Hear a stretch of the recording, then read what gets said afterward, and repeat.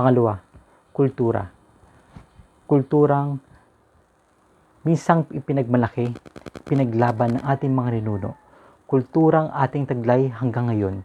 Ngunit bakit sa pagdating ng maraming panahon, sa pagdating ng maraming teknolohiya, sa pagdating ng mga maraming bagay sa mundong ito, tila bakit natin kinakalimutan ang kulturang minsang pinagmalaki, pinayaman, at pinamana sa atin.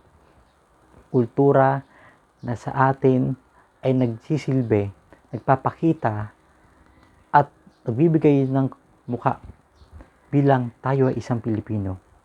Tayo ay isang Pilipino na minsang pinaglaban ng dugo at pawis ng ating mga ninuno. Kultura na hindi natin mawari na asa na ngayon. Nasaan ang karunungan ng bayan ng kultura? Nasaan ang kulturang minsan mong niyakap noon? At bakit ngayon ay tila umalis ka?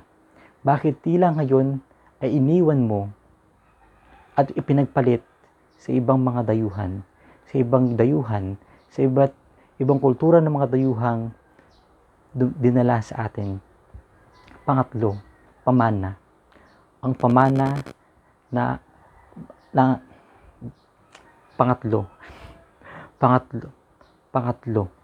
pamana. Pamana na minsan sa buhay natin ay nakita natin. Na minsan sa buhay natin ay nayakap natin. Nagkaroon tayo ng karunungan sa mga pamanang binigay sa atin. Dito tayo unang nagkaroon ng isip. Dito tayo unang nagkaroon ng karunungan nung tayo'y bata pa. Ngunit bakit pagdating ng mga panahon, ang pamana sa atin ay iniwan natin sa isang tabi? Bakit natin itinago ito sa baul na minsan hindi na natin mabuksan? Pamana na minsan natin niyakap at ngayon tinago na lang, itinali, hinayaan. Nasaan ang ating pagmamahal sa bayan? Kung tayo mismo ay hindi natin makita sa sarili natin, nasaan ang ating karunungan, pagmamahal, at paano natin yayakapin at tutuklasin ang karunungang bayan kung tayo mismo ay kinalimutan ito?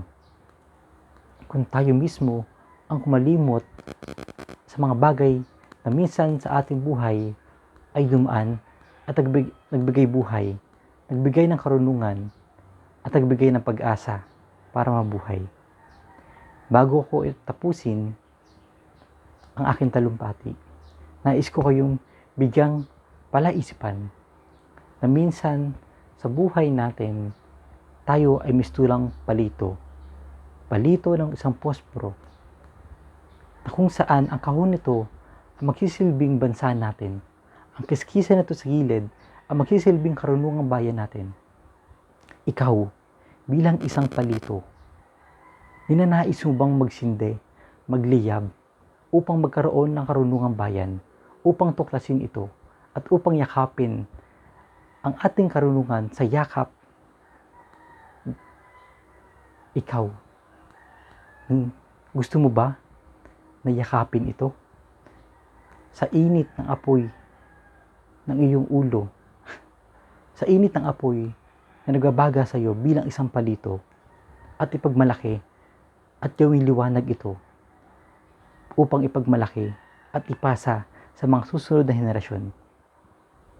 Bilang isang palito, nais mo bang magliyab sa karunungang bayan na minsan sa atin ay pinamana at ipinagtanggol, pinaglaban ng ating mga ninuno?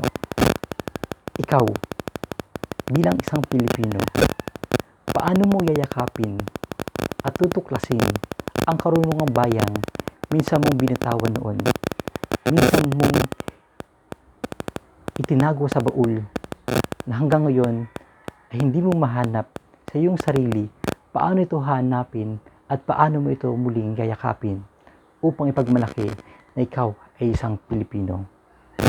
Maraming salamat po.